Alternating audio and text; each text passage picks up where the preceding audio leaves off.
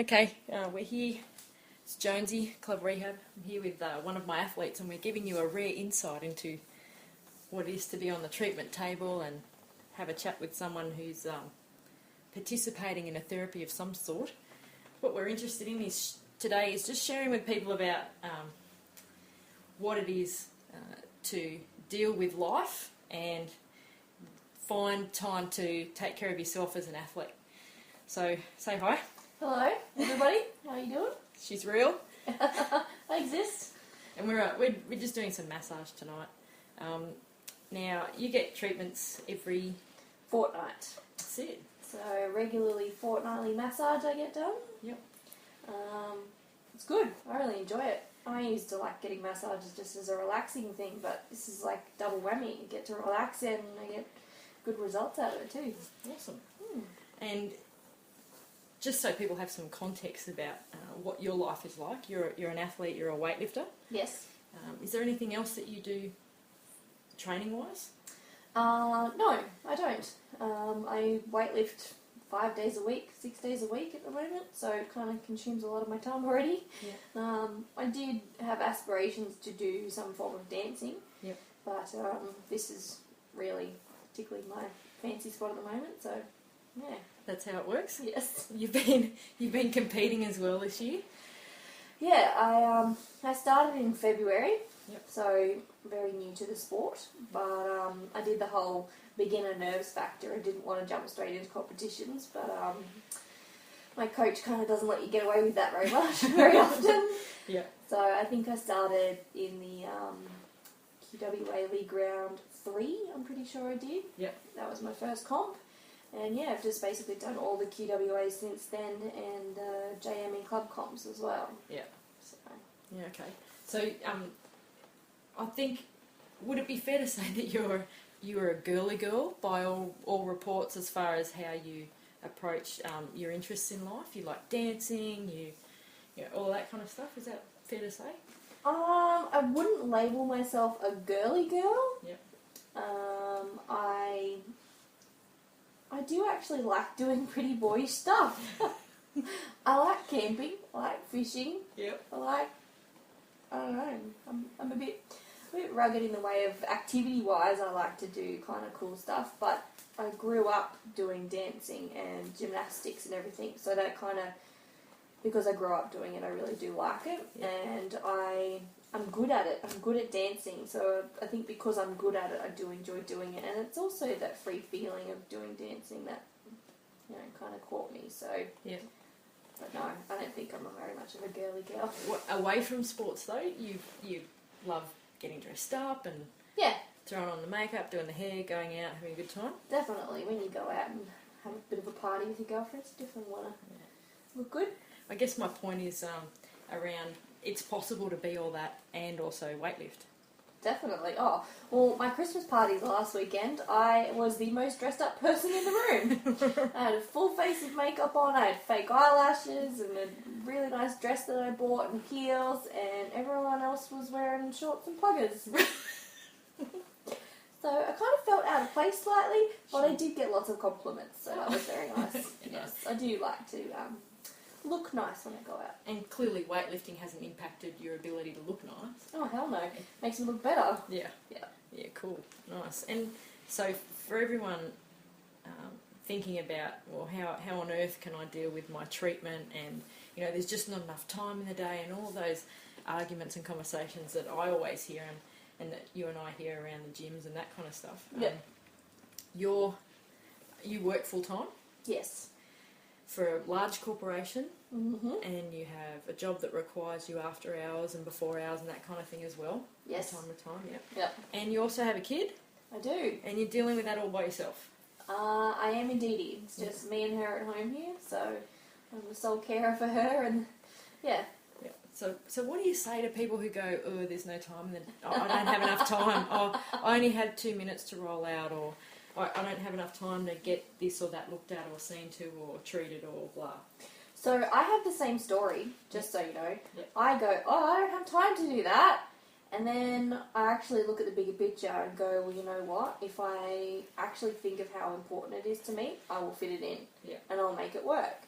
And I have have to do that, and I've done that with my training, is that it's something, and this is the first time in my life that I've actually gone, this is something that I really, really want to do, and I'm going to make whatever changes and do whatever I have to do to fit it into my life. Yeah. And I've managed to do that, so now I'm trying to rearrange everything else around it, I think. Because you're loving it so hard. Yeah, definitely. Yeah. So does that sound like, you just make it a priority, you just do? Yeah, basically, you just do. Yeah. And as a single parent, and I say this respectfully, that you probably wouldn't, cash isn't a big thing for you. It's not like you have piles of it hanging around. No, definitely not rolling in it. Yes. So that means that, for all those people that sit there and whinge and say, oh, I don't have enough money to get treatment, what would you say to them? If you're injured and you are in pain, you're not going to just sit there and deal with it.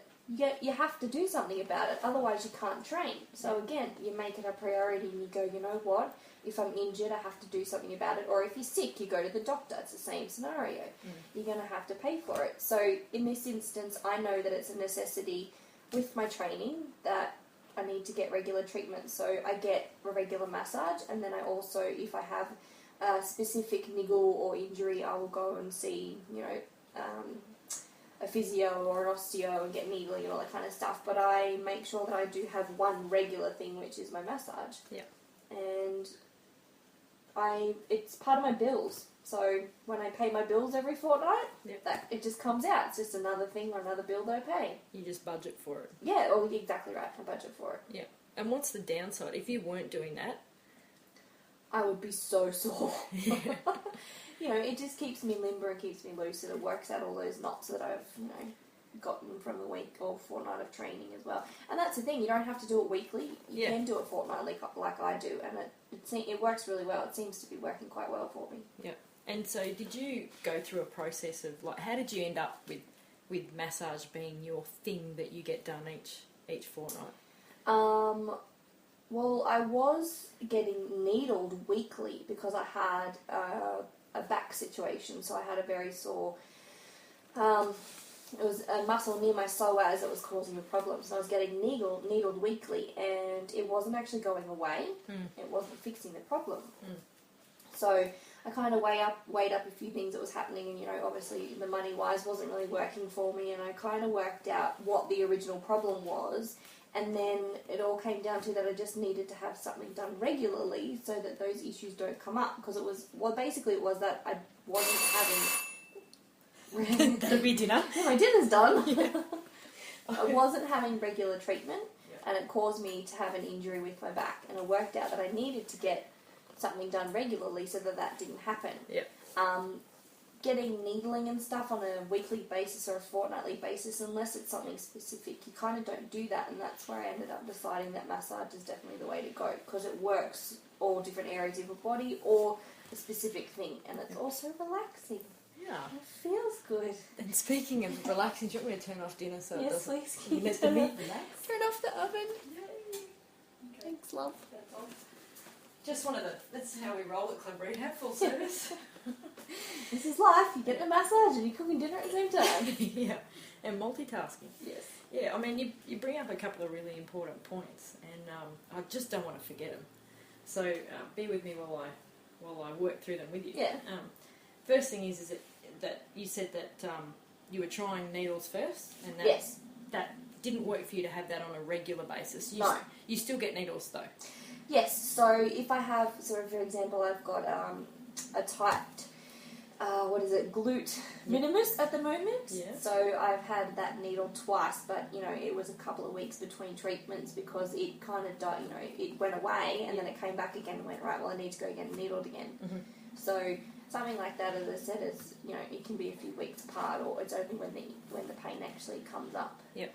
So how did you get onto things like needles and massage? Was that something you already knew about, or did someone give you a tip? Or No, the dry needling, definitely not. That was from being at the club. Yep. So being at training, there's other people that get that kind of treatment. My coach used to get it done, and he talked about it and said that it really works, and I should go try it. So I did. Yep. So I found a particular osteo that's really awesome at it, and I go see him regularly. Yep. The massage thing was also from my coach, so he's very much about rehab and recovery and making sure that you're looking after your body the right way. So he always suggests you to do stuff. Yeah. And he suggested this awesome person to me and said she's really great and she does massage, which I didn't know because I only knew you as your day job, which is a lawyer. Yeah. And found out that you do this and you're really good at it. So I got one massage, and then I was like, oh, I want another one. And then I was like, right, this is becoming a regular thing. Right. That's cool. Yeah. And did you have anything in your mind before you saw me about what you wanted out of your treatment? No. Okay. I kind of leave that up to the professional. Gotcha. Excellent. And now, what can you share about your experience as far as what we do each session? So the best thing for me is that you are flexible, and so you kind of work around me, which is awesome. Yep. And when you get here, we just kind of have a bit of a chit chat, just like a hey going, and then we have a bit of a discussion about what's going on with my body. Yeah. So where I'm sore, where my niggles are, what I want to work on, and you kind of just talk me over. Yep. Talk that over, work out what we're going to do, and then we just kind of work on the areas that need to be worked on. Cool. It's something that I concentrate on and work very hard at is communicating with the client. And if anyone's getting treatment out there, and I've never been about you must come see me. It's always, to me, it's about you got to work with what you want and what suits you best and what works for you. Yeah. But the biggest part of it is communication with your practitioner. And if they're not communicating with you and if they're just popping you on the table and just doing what they want, there's a whole slice of your treatment that's missing. Yeah. So it's really important to have that conversation and to go and get what you want. I'm going to do a whole heap of conversations with people and upcoming episodes about how you do that and the types of things that you can do to get the most out of your treatment. But one thing that I enjoy is that you're, as someone that I treat regularly, is that you're open to a conversation. Yeah. And you do talk and communicate and you have a think about your body and you share with me exactly what's going on. Yeah. Because if you don't, two things can happen. I always know when something's up, so you can't get away with it with me. No. And I know that's not the case with every practitioner because I work in a particular way. But the other thing that can happen is something will get missed and you won't get what your body needs. Yeah. So it's really important to respect the fact that your body is giving you messages and to raise that with the person that is working on you, no matter what kind of treatment they're providing. Yeah, and it took me a while to get that. It took me a while to actually understand my body and listen to it and go, you know what, this is what's going on. And also the stopping point of going, all right, now I need to stop, or now I need treatment, or now I need to do something, as opposed to just pushing on. Because when I first started training, that's what I was doing, as I was enjoying it so much that I just pushed through. And now I've actually worked out where my stopping point is and, you know, when I can keep going. I think that's part of the education as an athlete. You know, that's something that you learn with your training, like you say, and it's something that you learn about yourself. And for anyone that's sort of wondering about what they should be doing and what they need to be doing, that kind of thing, for me, the should for everybody is that you should listen to yourself, and then after that it's going to be really, really different for everyone. Even if people have similar issues, even if they find that they get similar benefits out of things, it's always got to be individualised.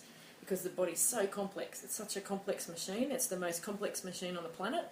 And you need to respect the fact that there are squillions of things going on in the body at any one time, and that what's going on for you could be something different to everybody else. And I think you just need to be willing to learn and grow and develop like you should approach your training. Yeah, definitely.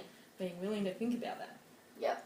And it's a process. You get better at it. And part of what we're doing is educating people about how do you get better at being a patient / client. I mean, I hate the word patient, but how do you get better at being a client of a practitioner?